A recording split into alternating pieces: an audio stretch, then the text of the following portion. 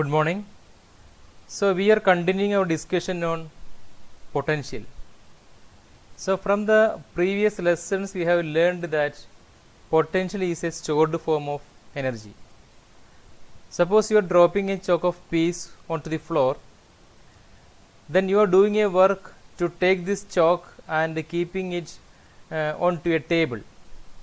So you are doing a work to take the chalk and keeping it back on the table. The work you are doing will be stored in the form of potential energy of the chalk. This way, potential energy is always a stored form of energy.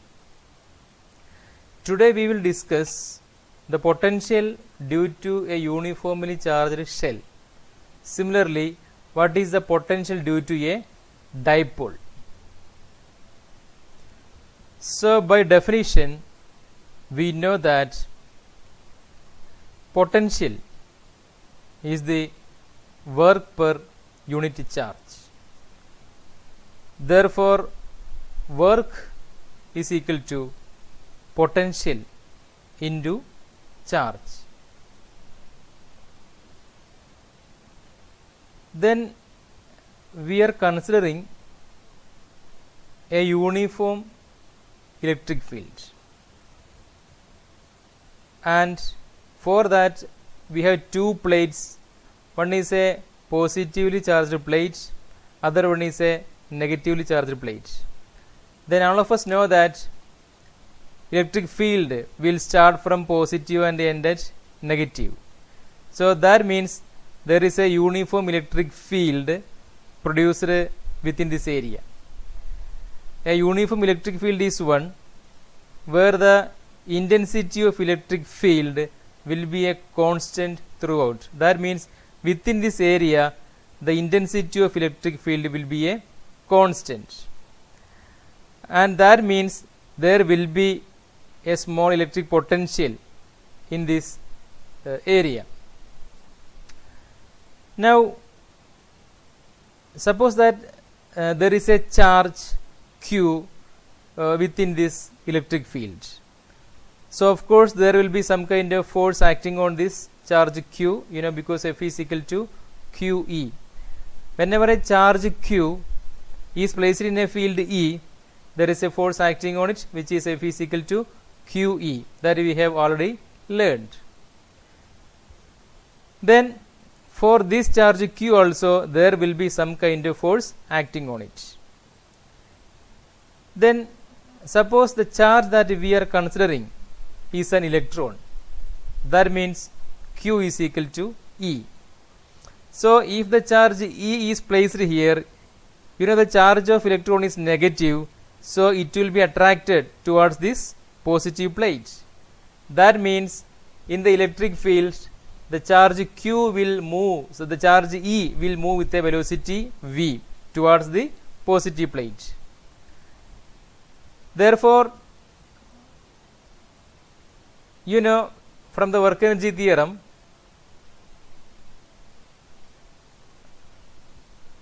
work can be equated to change in kinetic energy.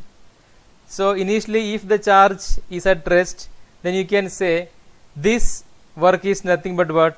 Half mv square, or half mv square is nothing but this kinetic energy of the charge E.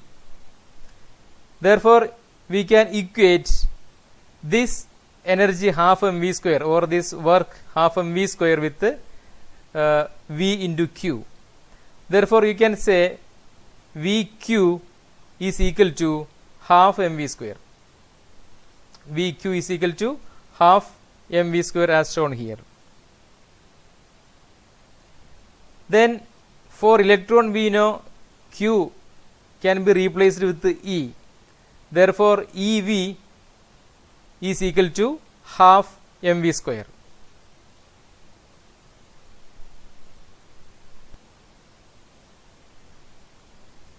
So for electron you can say EV is equal to half mv square. Then what is this EV? This EV is called electron volt. So electron volt is the unit of energy that we normally use in nuclear physics. In nuclear physics, the energy of particles will be expressed in terms of electron volt, or more specifically mega electron volt or kilo electron volt, like that. Okay.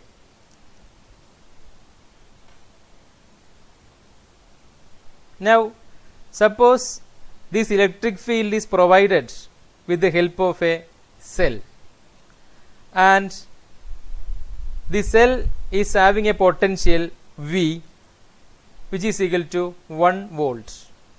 So if the value of this potential between the two plates is equal to 1 volt, that is V is equal to 1 V, then we can rewrite this equation as E is equal to half mv square, which is equal to EV, where V is equal to 1, therefore that is equal to E. And what is the value of E? E is equal to 1.6 into 10 raised to minus 19 coulomb, and V is equal to 1. Therefore this is equal to 1.6. Therefore this energy E is equal to 1.6 into 10 raised to minus 19 joule.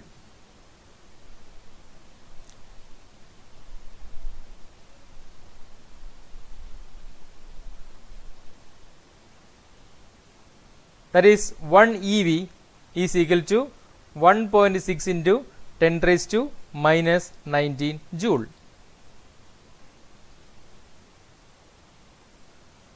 So now we can define 1 electron volt. 1 electron volt can be defined as the kinetic energy acquired by an electron when it is allowed to travel through an electric field, the potential of which is 1 volt. So we have seen that when the electron is allowed to pass through an electric field, the potential of which is 1 volt, it acquires some kinetic energy, and the magnitude of this kinetic energy is 1.6 into 10 raised to minus 19 joule, and this is called 1 electron volt.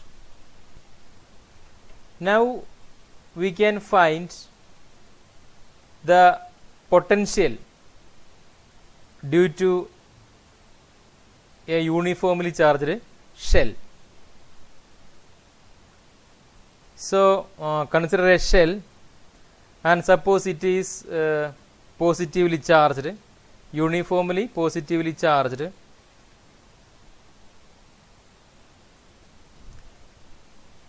Then from this charge consider a point P, and the point P is at a distance r from the center of this shell. R is the distance from the center of the shell.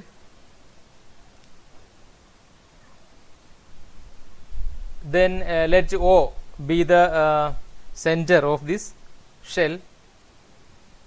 Then we can find the potential due to this shell at a distance r.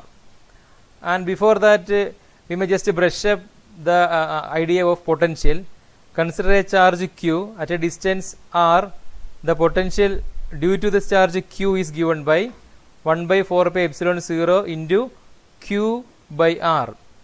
So in the same sense, this is a uniformly charged shell, and we assume that the total charge of this shell is q, right?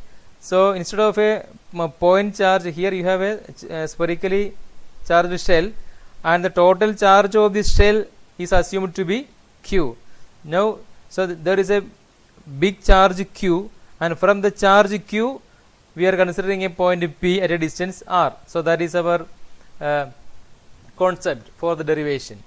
Now we have three cases. First case is what is the potential outside this shell. So outside the shell means what? From the charge at a distance r. So when we compare this figure with the previously learned concept, we can say that V is equal to 1 by 4 pi epsilon 0 into q by r, where q is the total charge of this shell. and r is the distance from the shell. Then second case, what is the potential on the surface of this shell? To find the potential on the surface of this shell, assume that r is the radius, capital R is the radius of this shell.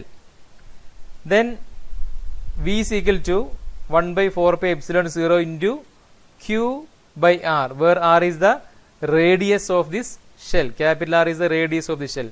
So only difference between these two is in terms of the distance from the center. So previously it is small r, and now for the on the surface case it is capital R. Then the final case is what is the potential inside the shell.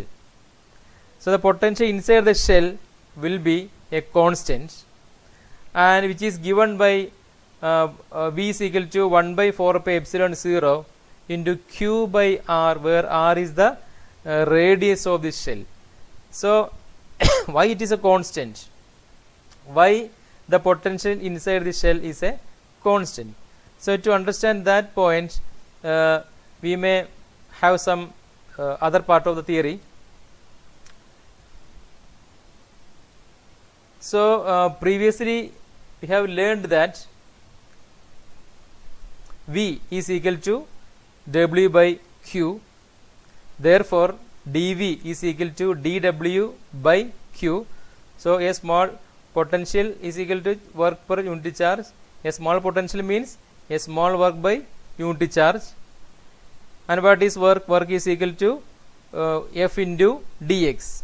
And what is this F? F is the force against the electrostatic force. Electrostatic force is F is equal to QE, and the force we are applying should be equal and opposite to that of the electrostatic force. So this F will be what? So the applied force will be minus QE. So minus QE into dx by Q. Therefore these two Q's will be cancelled. Therefore finally we have dV is equal to minus E dx, minus E into dx. Now we all know that inside the shell there is no electric field, because all the charges are on the surface of the shell, and from the previous classes we have learned that inside a shell there will not be any charge present, and there will not be an electric field present. So electric field is 0 inside the shell. So electric field is 0 inside the shell means what? dV is equal to 0 into dx, which is again 0. And what is the meaning of dV equal to 0? dV equal to 0 means change in potential is 0. Change in potential is 0 simply means what? Potential is a constant. So dV equal to 0 means potential should be a constant, or there is no change in the potential. There is no change in potential means what? Potential is a constant, and the magnitude of that constant is 1 by 4 pi epsilon 0 into Q by R.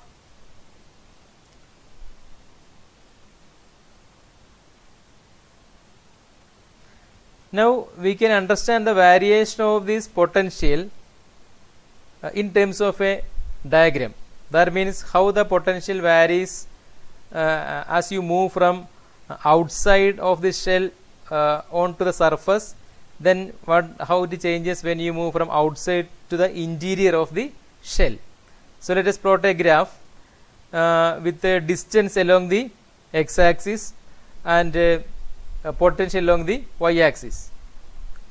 And if this O is represented by this is represented at this origin, then you know this is plus R and this is minus R.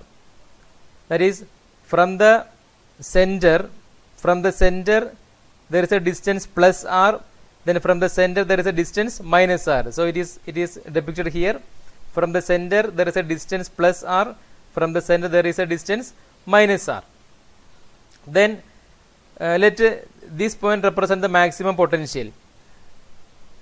If this point represents the maximum potential, then inside the shell and also on the surface of the shell, the value of the potential is a constant.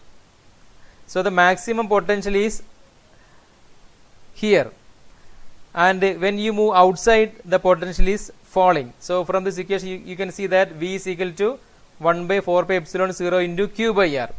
So as the r increases, v will decrease. So when r is maximum, v is minimum. So r is maximum means at the point p, r is maximum. So at the point p, potential is minimum. So as you move away, from the surface of the shell, the potential is falling. So this is the r. This radius means this is the surface of the shell, and as you move away from the surface, the potential is decreasing, right, on both sides. Then the potential is maximum for r. That means r is the radius of the shell. So on the surface of the shell and also in the interior of the shell, potential is maximum. So that potential is maximum here. So in the interior, the potential is maximum and it is a constant. Therefore, for this diameter, right, the potential is a constant up to the surface. That means up to r, plus r and minus r. Then after that, the potential is decreasing. Okay, so this way we can represent the variation of potential of a shell with the help of a diagram.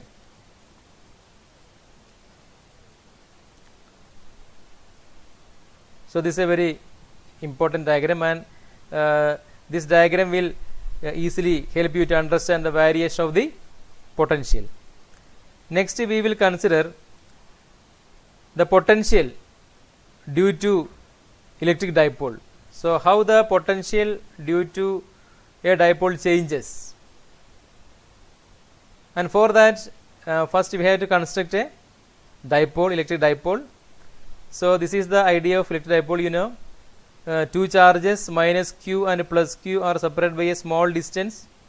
Practically it is a very small distance, but when we draw like this. Then at a point p, we have to find the potential. Now we can find the distance to the point p from the center of the dipole. So from the previous discussions, you know that it is always the center that we are taking as the reference point. So from the center we are drawing a line. Then from minus q you are finding the distance to the point p. Then from the charge plus q you are finding the distance to the point p.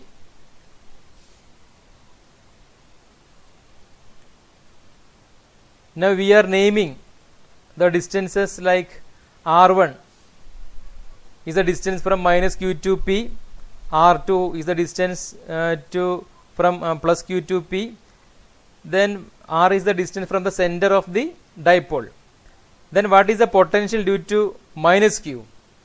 So potential due to minus q is 1 by 4 pi epsilon 0 into minus q by r1, because r1 is the distance from minus q to the point p.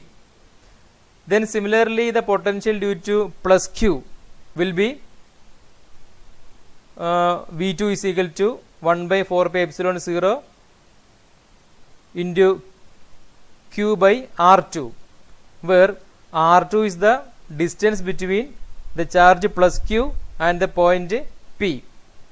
So now we have equation for V1 and V2, but we want to take the distances r1 and r2 in terms of r. R is the distance from the center, so r is the reference point, or r is the reference distance.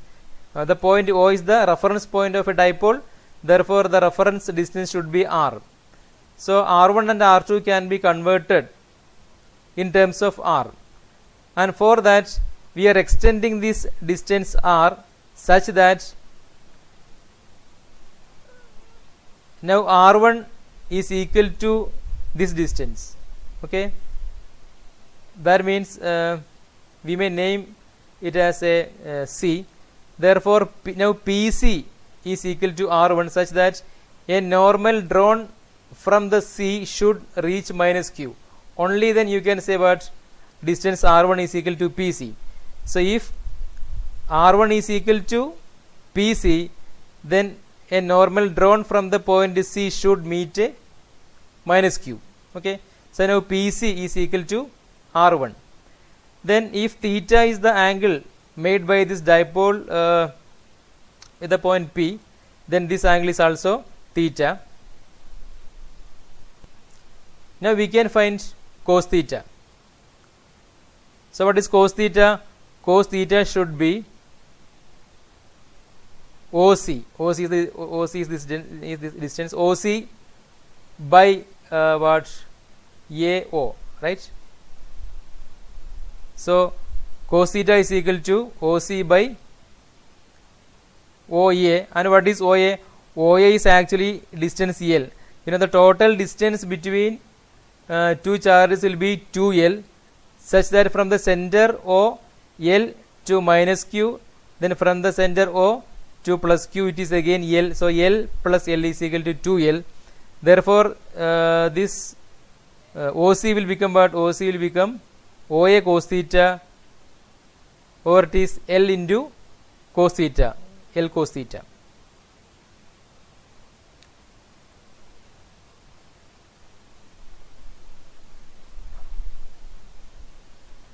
Then what is R1? So our point is R1. R1 is equal to, you know, R1, now R1 is equal to PC, the distance PC. And what is PC? PC is equal to PO plus OC. So PO plus OC is equal to the distance R1. And what is PO? Now PO is R, right? So it is R plus OC. What is OC? OC is equal to L cos theta. Therefore it is R plus L cos theta. So this way we can rewrite R1 as R plus L cos theta. Now the distance R1 is in terms of R, right? So we have the equation V1 is equal to minus 1 by 4 pi epsilon 0 into Q by R plus L cos theta. Similarly, we can rewrite the distance R2 also in terms of R. And for that what we are doing is, from the distance PO, or from this line, we are drawing a normal, right? Such that if this normal touches the charge plus Q, then the distance R2 will be equal to, so we have to name this point, so we may name it as a D, right? So the distance R2 should be equal to PD. So if the normal drawn from the point D reaches the charge plus Q, then PD will be equal to R2. And from this figure you can see that R2 and PD are equal distances. Now if this angle is theta, we may find cos theta. And what is cos theta? Cos theta is equal to OD by L. Cos theta is equal to OD by L, or it is OD by OB, where OB is equal to L.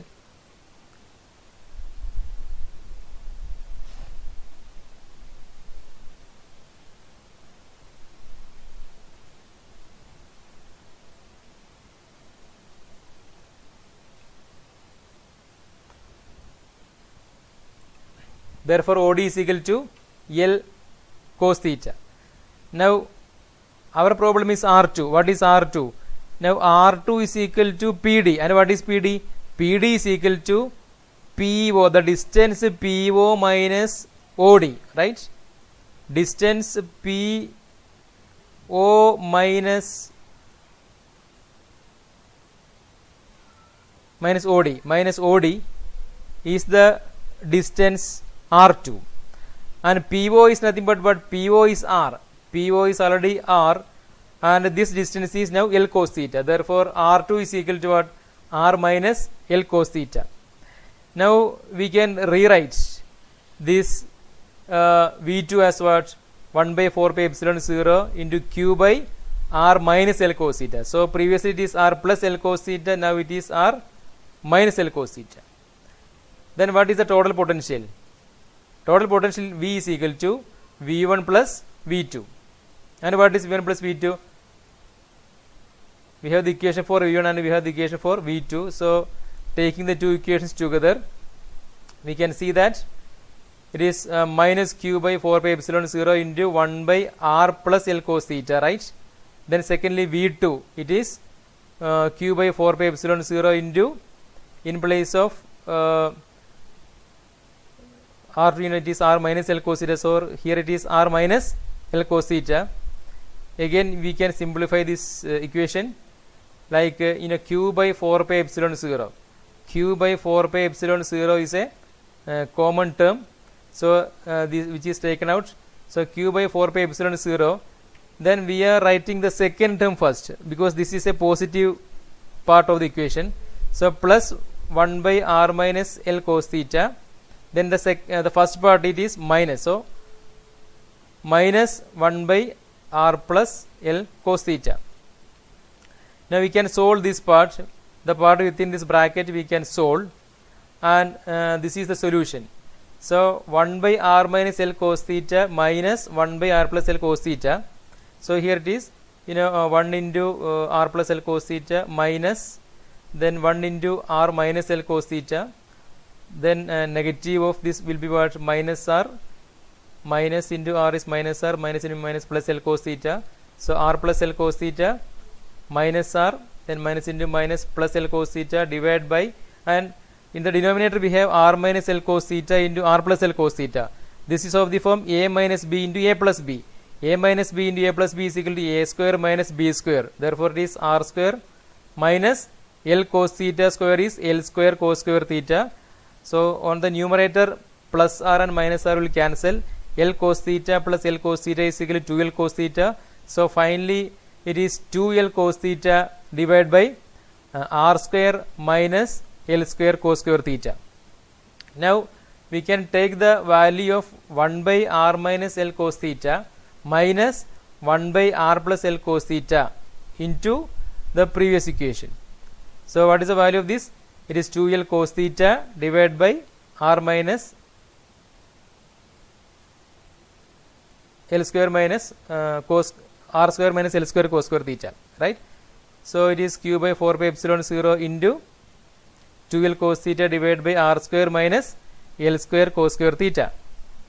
But the distance r should be greater than L, because by definition the distance between the two charges should be as minimum as possible. So the distance between the two charges will be negligible compared to the distance r. That means what? L is negligible. L is negligible means what? This L square cos square theta is negligible. And when L square cos square theta is negligible, this equation can be written as q by 4 pi epsilon 0 into 2L cos theta divided by r square, because compared to the distance r, L is negligible. Now what is q into 2L? Q into 2L is nothing but what? The dipole moment P. Therefore again this equation can be rewritten as 1 by 4 pi epsilon 0 into P cos theta by r square. P cos theta by r square. So this is the potential due to a dipole, right? So this expression is the equation for the potential due to a dipole, and you can see that it is a function of theta. So as the angle theta varies, the potential will change. So for a given electric dipole, the value of V will change from place to place, or as the value of theta changes. Suppose theta equal to 0.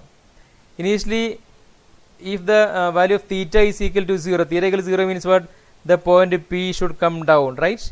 So if the point P is coming down, and if it is in the axial line of this dipole, right? So this is the axial line of the dipole. So if theta is coming down and like as shown here, and if it is along the axial line, what is the value of potential? Value of potential is equal to 1 by 4 pi epsilon 0 into P cos 0. What is the value of cos 0? Cos 0 is 1. Therefore P into 1 is 1.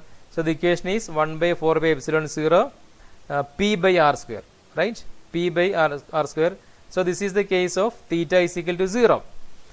Then what is the case if theta is equal to 90? Theta equal to 90 means what? The value of theta should again increase.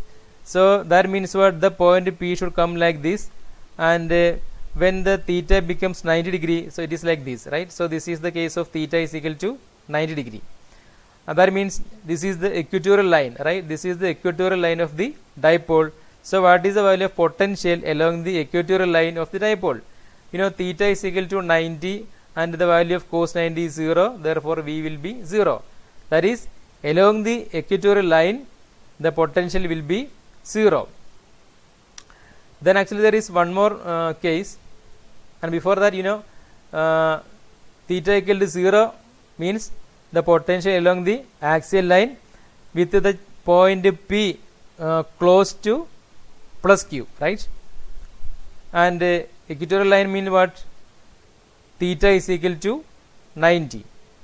Then there is one more case of axial line, that means it is on the other side of the dipole. That means you increase the angle to 180 degree, so you increase the angle to 180. That means what? The point P will be lying here, right? The point P will be lying close to minus Q, and when that happens, you know, the value of theta should increase to 180. And if theta is equal to 180, what is the value of cos 180? Minus 1. So it is, sorry, cos 180 is equal to minus 1. Therefore it is minus 1 by 4 pi epsilon 0 into P by R square, since cos 180 is equal to minus 1, right? So again, this 180 degree case is also an axial line. What is the difference? Axial line close to where the point P is close to minus Q, and this is a case of axial line where the point P is close to plus Q.